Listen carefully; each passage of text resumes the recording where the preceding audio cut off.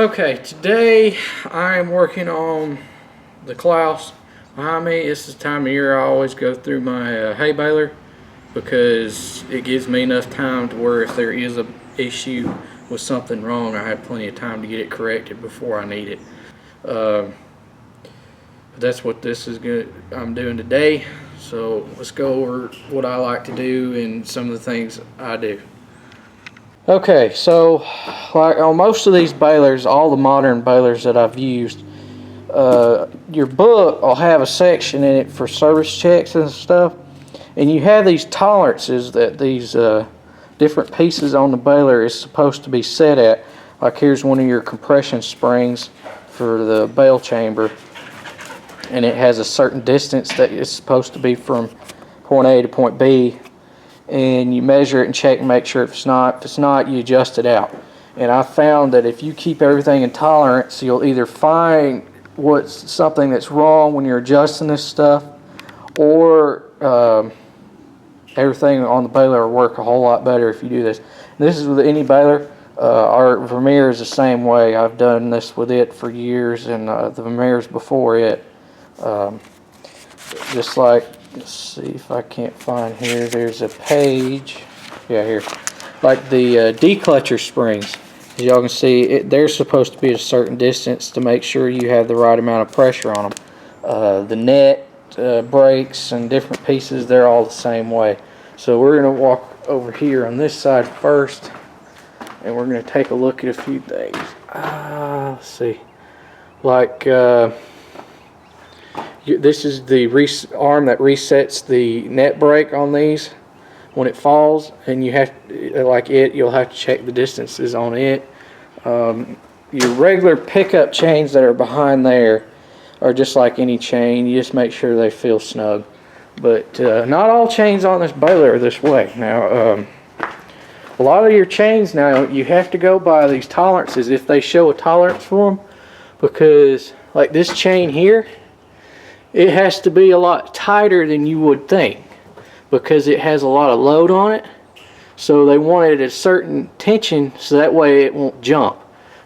So you want to keep it at the right tension. Now that chain, when it's loose, what it says is loose, it feels tight to me, but that doesn't mean necessarily that it's tight. The same thing with these chains down here, the main drive chains. They're all tensioned off this one big spring here. It hooks into this piece and pulls all that tight, so that's real nice because I just have one adjustment for that. It tensions this long chain that runs the length from the top to the bottom, and it tensions this lower main drive chain for the rollers and everything that's on the bottom. Now your clutch springs are here. It also has an adjustment for the compression roll to start your net, where the pinch is between the steel roll and the rubber roll for takeoff. It has an adjustment and setting for that you want to keep it in. The same thing with your pull down bar that puts the tension on your net, so that way your net will go on at a certain tension. It has adjustments for all that. You want to make sure you keep all this stuff in the guideline or parameters that they give you. Like this spring is the same way. Now it doesn't maybe not look the tightest in the world, but it's where they want it. So that's the way I keep it. Inside here there's another large chain like that big lower drive chain, and it runs down from the top to the bottom, and it drives that big drum roller that's, let's see if y'all can see it. I got the belts loose. That's right in there. Sorry about the lighting, guys. Kind of in a hurry today. But it does that. This machine has two declutchers. It has one here and one down there where I showed those other springs right here. The oiler brushes are up there. You have to replace those probably every 2,000 to 3,000 rolls. They'll wear out. But like this bar, it's to turn the machine backwards. If you stop it up, you slide it on this shaft and it'll spin to unstop it, but I ain't never really used it. So.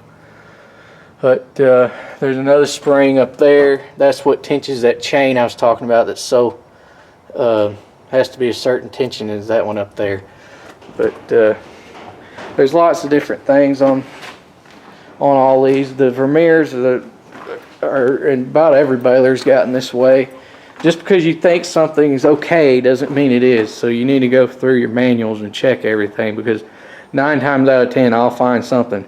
They may be 90% of it right, but there'll be one little thing that's off and I'll have to readjust it. And that one little thing when you're baling may make a huge difference. These balers here are pretty tolerant about stuff like that, but other balers we've had, like the Vermeers, if everything wasn't just where they wanted it, it would turn into a huge issue, especially if it was just 3 or 4 little minor things that would turn into a one big thing or problem, and you wouldn't even realize it until you went back through and readjusted everything, and then it would correct itself. I've got to put pickup teeth in today, as I noted the other day in the review. I'm not going to shoot any footage of that. It's pretty much the same ass ache it is for everybody. You have to take those pain in the rear end bands off and then put the teeth on. I have some new teeth laying over here just to show y'all what the teeth look like. First ones I've had to buy.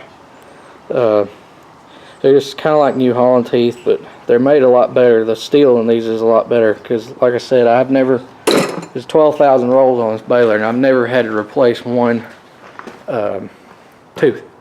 And another thing I'm going to show y'all that I do is I very stress on, hey, equipment is on rollers is your clean off bars that are on the rollers. They're the blades that run up against the roller to make sure you don't have wrapping around them. I always check those and make sure they're in the right tolerances, and I am about to show y'all how to do that in a clip. And then another thing I do is I'll also note in this another clip that y'all are going to see is I loosen the belts up and I roll all the rollers inside the baler and see if I can feel anything wrong or listen for anything wrong, and then if there is, I'll address it. But I've never had to replace a bearing for these other than that one over there and this little deal that happened right after I bought it on the back, but I'm not even going to count that because it's not that was a manufacturing flaw and it was all warranty. So, but I'll show y'all that next. This is how you check the gaps on the scraper blades, like this one. Yeah, on these rollers that have these strips that go around, that's what you check it between. I just take like a regular spark plug gap setter. You get the same space it's supposed to have, and then I slide it in between there. And as long as it's kind of snug, it's close enough, because this is at the minimum distance I have this set at. So you just stick it in there.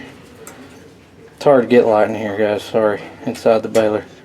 But you stick it in there in between that gap, and as long as it's kind of snug, it's close enough.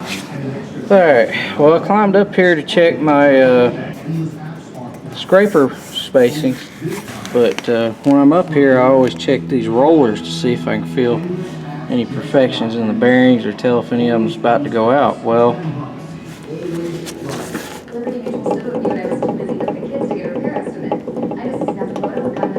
I don't know if y'all can hear that. That bearing's loose. I'm going to have to take this out and replace it now. This will be the second bearing I've ever had put in this baler. But just to show y'all, this is a little cog here. And then it's got a grease zerk right in here. And then you got your idler. And then you got this is a shaft that turns your augers. And then that is the main shaft that runs across the back side of the baler. It is gear driven too. Right in here there's gears that drives that particular shaft, and that particular shaft is the same shaft that your stuffer is mounted on and everything. It runs across from the stuffer, and then those gears contact your pickup mouth drive as well, so it's all driven off of one big thing. Okay, I got the roller out. It is in the back of the pickup. I tried to get the bearing out of the end of it, and you can't take it out. The only way that they sell the parts for that is you have to buy the whole unit, which means buy the entire roller.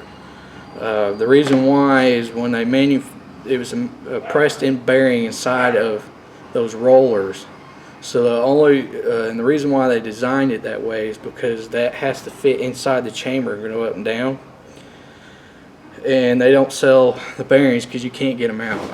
I've went everywhere trying to find somebody to get them out. If I get them out, I just go buy bearings at the local place and put them in it. But nobody has a 4-foot long press around here to press those out.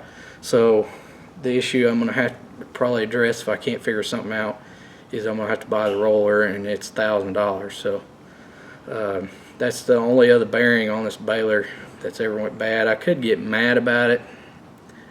I could get upset, which initially I was a little bit taken back by it and a little bit ill, but then again I kind of stepped back and I thought about the whole situation with this deal. This baler's been extremely reliable, and it has a lot of bales through it, and it's probably paid for itself 2 or 3 times over, so I can't really get upset about it. I'd like to, because it kind of pisses me off that I can't just change the bearings out, but it's one of those deals where, like, man, you want to get mad, but then at the same time you're like, God, I can't get mad about it because it has been extremely reliable. And this is only the 2nd bearing I've ever had to put in it, and if that's all you can ever ask for out of a hay baler. So that's the deal with that. I don't know yet what I'm trying to figure out some way to get those out so I can rebuild it, but if not, I'm going to have to buy a new roller. So that's that. Our Vermeer is the same way. Most balers are with those designs where they mount in between the plates. If the bearings are inside the roller, you pretty well have to buy a whole new roller. I'm not sure because we've never had one go bad before on the inner rollers that move up and down until on this particular baler, which is the first one we've ever had an issue with. So the Vermeer, I don't know if you can get those out or not. I'm pretty sure if they're pressed in, I know you can't. So it's just, I tried putting a puller on it, and you can't pull them out. They're just they're pressed in with too much force.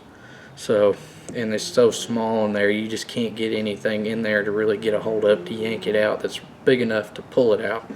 So that's why they don't sell parts for it to rebuild it, because it's the way it's made and the way you have to make those style rollers, that you just really don't have a choice. And if you have rollers that move up and down inside your baler on the inside and the bearings are recessed in the inside, chances are you're going to have to buy a new roller too.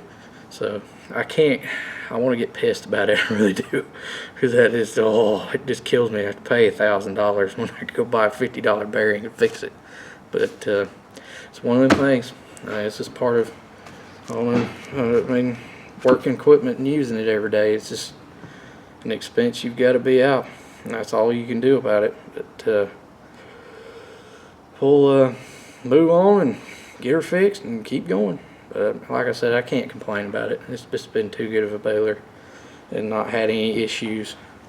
So I could cry. I guess I'll go home and cry about it tonight, but at the end of the day, it just ain't nothing I can do. So, but thank y'all for watching. Please comment, rate, and subscribe. I would get footage of me working, more footage of me working on all of it and doing it, but it's just filmed over an hour worth of footage already of doing this, and I'm going back and doing like a quick video over the top of it because it was too much. Nobody's going to want to sit down and watch an hour's worth of video on every single part and why it's like this and what it does and how the adjustments are got to be. If y'all want to see it, put it in the comments. I'll post the darn thing. It'll take me forever to edit it, but I'll do it. But thanks for watching. Please comment, rate, and subscribe. Give me that thumbs up. Let's keep this thing going. See you later.